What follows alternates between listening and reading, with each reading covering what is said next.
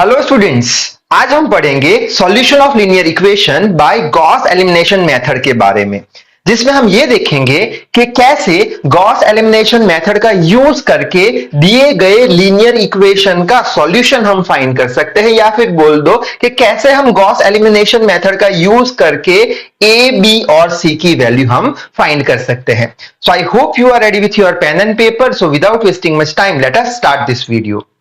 तो यहां पे न्यूमेरिकल लिख के रखा है, कौन सा है? ये तीन इक्वेशन दिए हैं जो कि लीनियर है, जिसे हम बोल देंगे system of linear equation.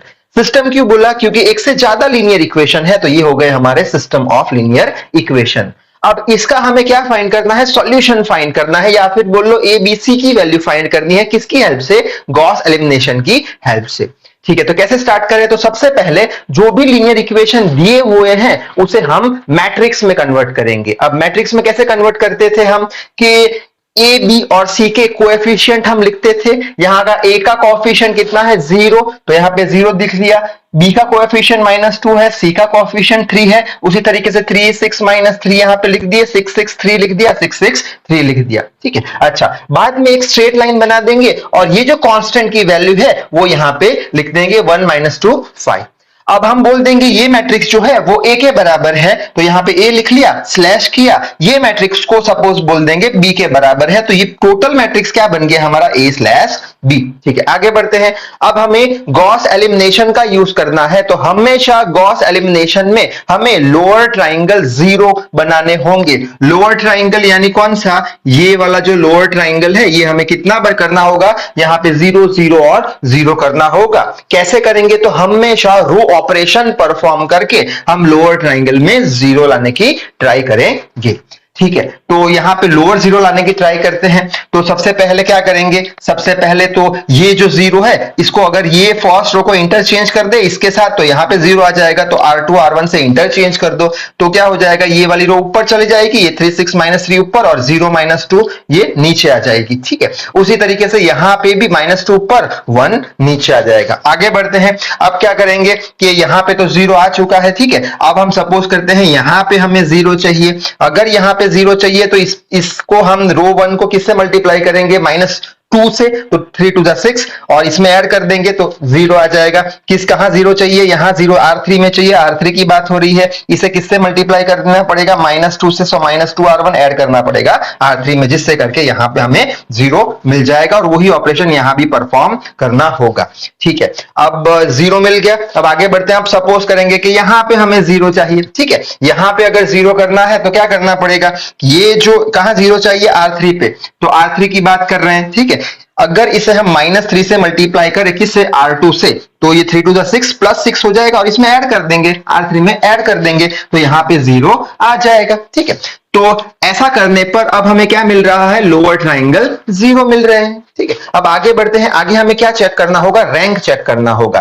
Rank कैसे चेक करते थे हम? हमें पता है कि जितने नंबर ऑफ नॉन जीरो रो होते हैं उतने ही उसका रैंक होता है।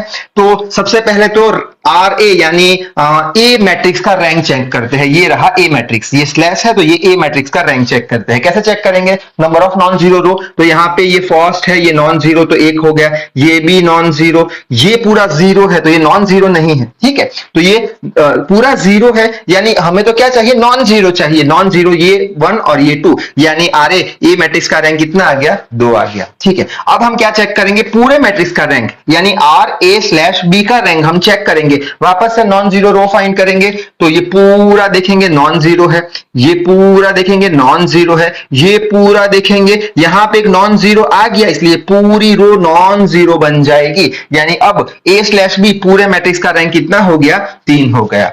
तो यहां पे आंसर हम क्या लिखेंगे कि यहां पे आर ए और आर ए स्लैश बी का रैंक बराबर, दोनों इक्वल नहीं है, यानी इसका रैंक 2 है, इसका रैंक 3 है, तो दोनों के रैंक इक्वल नहीं है। अगर दोनों के रैंक इक्वल नहीं है तो हम बोल देंगे कि जो हमें लीनियर इक्वेशंस दिए हैं, सिस्टम दिया है, वो जो है वो कंसिस्टेंट नहीं है। अगर सिस्टम कंसिस्टेंट नहीं है तो हम बोल देंगे कि ये सिस्टम का कोई सॉल्यूशन है नहीं। ठीक है, तो आप कौन सी बात याद रखोगे कि अगर रैंक आर ए और आर ए स्लैश बी के रैंक्स बराबर नहीं होते तो हम क्या बोल देंगे, सिस्टम इनकंसिस्टेंट है, जिसकी वजह से उसके हमें सॉल्यूशन मिलने वाला नहीं है। तो जल्दी से स्क्रीनशॉट ले लो। अब हम ये देखेंगे कि अगर दोनों के रैंक सेम आएंगे, यानी आर ए का रैंक जो आया वही आर ए स्लैश बी का रैंक अगर आ गया, तब हम सिस्टम कैसी बोल देंगे, कंसिस्टेंट बोल देंगे, और तब हमें सॉल्यूशन मिलेंगे। तो जल्दी से स्क्रीनशॉट ले लो, आगे बढ़ते हैं।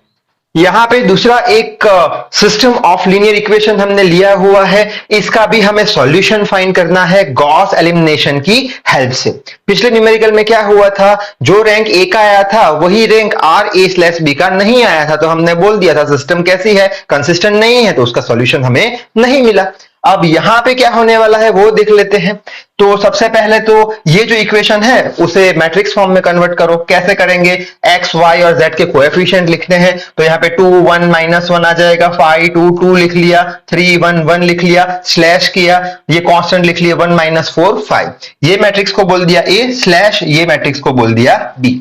अब गॉस एलिमिनेशन मेथड में हम क्या करते थे कि ये जो हमारा लोअर ट्राइंगल है यहां पे हमें क्या चाहिए, जीरोस चाहिए, यानी यहां जीरो और यहां जीरो।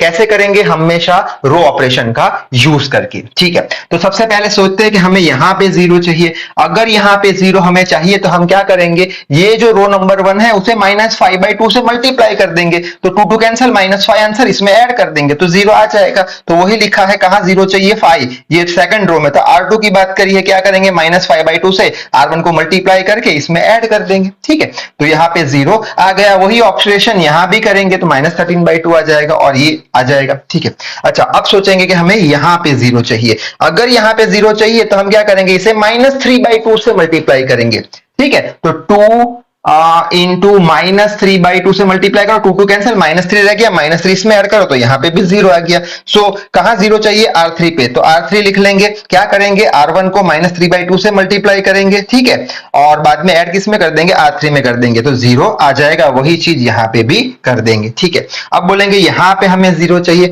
तो यहां पे जीरो, यानी कि हम किसकी बात कर रहे हैं, R3 की बात कर रहे हैं, तो R3 लिख लेंगे। अब क्या करेंगे, ये जो हमारा R2 है, ये R2 से अगर -1 से मल्टीप्लाई किया तो ये +1/2 आ जाएगा और R3 में ऐड कर देंगे, सो -1 R2 प्लस R3 कर देंगे। ठीक है, तो यहां पे जीरो आ जाएगा। वही प्रोसीजर यहां पे भी कर देंगे। ठीक है, अब हम रैंक चेक करेंगे। कैसे, आर ए का रैंक चेक करते हैं, number of non zero column, row कितनी है, तो ये एक हो गई नॉन जीरो, ये भी नॉन जीरो, ये भी नॉन जीरो हो गई, यानी रैंक कितना है, आर ए का 3 आया। ठीक है, अब हम क्या करेंगे, पूरे मैट्रिक्स का रैंक ढूंढेंगे, यानी आर ए स्लैश बी का रैंक ढूंढेंगे, तो वो कितना होगा, पूरा चेक करेंगे, ये नॉन जीरो रो, ये भी नॉन जीरो रो, ये भी नॉन जीरो रो है। ठीक है, तो यहां पे ये सब क्या आ गए, नॉन जीरो रो आ गए। कितने आ गए, 3 आ गए। तो अब क्या बोल देंगे कि आर ए और आर ए स्लैश बी का रैंक कैसा है, यहां पे लिखने में मिस्टेक की, यहां पे आ जाएगा आर ए और आर ए स्लैश बी का रैंक कैसा है, सेम है। अगर सेम है तभी हम बोलेंगे सिस्टम कैसी है, कंसिस्टेंट है।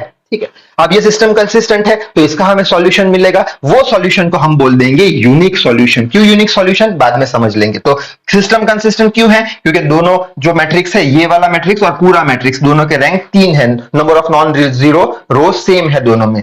अगर अगर रैंक सेम है तो क्या बोल देंगे कि सिस्टम कंसिस्टेंट है, उसके जो सॉल्यूशन मिलेंगे उसे यूनिक सॉल्यूशन बोल देंगे। अब कैसे उसके सॉल्यूशन फाइंड करें, यानी एक्स वाई जेड की वैल्यू कैसे फाइंड करें, तो उसके लिए ये जो हमारा मैट्रिक्स है, फाइनल मैट्रिक्स, जहां पे हमने 3 जो लोअर ट्राइंगल में 3 जीरो लाए हैं, उसे अब हम इक्वेशन में, लीनियर इक्वेशन में कन्वर्ट करेंगे। कैसे करेंगे, ये किसका कोएफिशिएंट था, x का, ये y का और ये z का, तो वही लिख देंगे क्या, ये 2x, ये 1y प्लस 1y, ये minus z is equal to constant 1 आ गया। उसी तरीके से x का तो जीरो है तो लिखना नहीं, y का -1/2 y है, ये z का +9/2 z और कांस्टेंट कितना है 13/2 इज इक्वल टू, और लास्ट में किसका है, x का 0, y का 0, z का -2z इज इक्वल टू 10। तो इसमें से क्या मिल जाएगा, ये 2 5 10, तो z का वैल्यू -5 आ गया, यानी एक चीज तो मिल गई, z की वैल्यू मिल गई। ठीक है, अब ये z की वैल्यू हम किस में डालेंगे, इक्वेशन 2 में, तो लिखा है फ्रॉम इक्वेशन 2 क्या है, -1/2 y प्लस 9/2 z कितना मिला, -5 रख दिया, किसके बराबर, -13/2 के बराबर। ठीक है, 2 से 2 ये सारे कैंसिल हो जाएंगे, तो यहां रहेगा -y, 9 5 45, तो -45 -y, ये 45 को वहां ले गए, -y ये 32 आ गया, तो y का भी आंसर आ गया हमारा कितना, -32। ठीक है, तो सॉल्यूशन मिल रहे हैं ये सारे, कैसे है, यूनिक सॉल्यूशन। अच्छा, अब ये जो y और z की वैल्यू है वो हम किस में रखेंगे, ये दोनों की दोनों वैल्यू हम रखने वाले हैं इक्वेशन नंबर 1 में। ठीक है, तो x की वैल्यू मिल जाएगी, तो यहां पे लिख लेते हैं 2x माइनस y की प्लस y की वैल्यू कितनी है, y की वैल्यू -32 लिख दिया, माइनस है z की वैल्यू कितनी है -5, तो +5 हो जाएगा, विच इज इक्वल टू कितना है 1 है। ठीक है, सो 2x इसका करोगे तो -27, 1 वो साइड चला जाएगा 28, 2 ये 14 2 जा, तो आ जाएगा x इज इक्वल टू 14। यानी इसके जो सॉल्यूशन मिले ये लीनियर इक्वेशन के, वो यहां पे मैंने लिख के रखे हैं, ये हो गया हमारा आंसर। ठीक है, अच्छा अब क्वेश्चन ये आएगा कि सर सपोज करते हैं कि यहां पे 0 आया, ठीक है, और यहां पे भी 0 आया, ठीक है, दोनों पोजीशन पे 0 आया, तब आरए का रैंक कितना होगा, आरए का रैंक तो कितना हो जाएगा, ये नॉन जीरो, ये नॉन जीरो, ये तो 0 आ गया, यानी आरए का रैंक कितना हो गया, 2 हो गया। आर ए स्लैश बी का कितना होगा, यहां भी 0 है, यहां भी 0 है, तो पूरा देखेंगे तो 1 नॉन जीरो, ये 2 नॉन जीरो, ये तो पूरी 0 है, तो आर ए स्लैश बी भी 2 हो गया। ठीक है, यानी दोनों मैट्रिक्स के रैंक तो सेम है, रैंक तो सेम है, इसका मतलब सिस्टम तो कंसिस्टेंट है। ठीक है, क्योंकि रैंक पहले कितना था, 3 3 था, तो सिस्टम कंसिस्टेंट थी, सॉल्यूशन मिलते थे। यहां पे अब क्या हो गया, रैंक कितना आ गया, 2 आ गया, यानी मैक्सिमम रैंक से कम आया। मैक्सिमम रैंक कितना था इसका, 3/3 का, तो 3 रैंक होना चाहिए, तो मैक्सिमम रैंक से कम रैंक आया, लेकिन दोनों मैट्रिक्स का आरए और आरए स्लैश बी का दोनों मैट्रिक्स का रैंक सेम आया, तब हम क्या बोलेंगे, सिस्टम तो कंसिस्टेंट है, लेकिन जो भी सॉल्यूशन हमें मिलेंगे वो सॉल्यूशन होंगे हमारे इनफाइनाइट। तो नोट में 3 पॉइंट अच्छे से लिख लो आप, कौन सी, पहले तो ये कि अगर आरए और आरए स्लैश बी दोनों के रैंक अगर सेम नहीं होते तो सिस्टम कैसी हो गई, कंसिस्टेंट नहीं है, इसका मतलब हमें सॉल्यूशन मिलेगा नहीं। दूसरी कौन सी बात डालोगे कि अगर आरए और आरए स्लैश बी जो दोनों के रैंक है वो अगर सेम आए और मैक्सिमम रैंक के बराबर आए, 3 के बराबर, मैक्सिमम रैंक के बराबर आए, तब सिस्टम तो कंसिस्टेंट है, जो भी सॉल्यूशन हमें मिलेगा वो मिल जाएगा कैसा, यूनिक सॉल्यूशन। तीसरा पॉइंट कौन सा लिखोगे कि अगर आरए और आरए स्लैश बी दोनों के रैंक सेम है लेकिन मैक्सिमम रैंक से कम है, मैक्सिमम रैंक से कम है, तब भी सिस्टम तो कंसिस्टेंट है क्योंकि रैंक सेम है, लेकिन जो भी सॉल्यूशन मिलेंगे उसे हम इनफाइनाइट सॉल्यूशन बोल देंगे। तो इसके ज्यादा से ज्यादा न्यूमेरिकल प्रैक्टिस करना। तो इस वीडियो में बस इतना ही। So till then read hard, work hard. Thank you very much.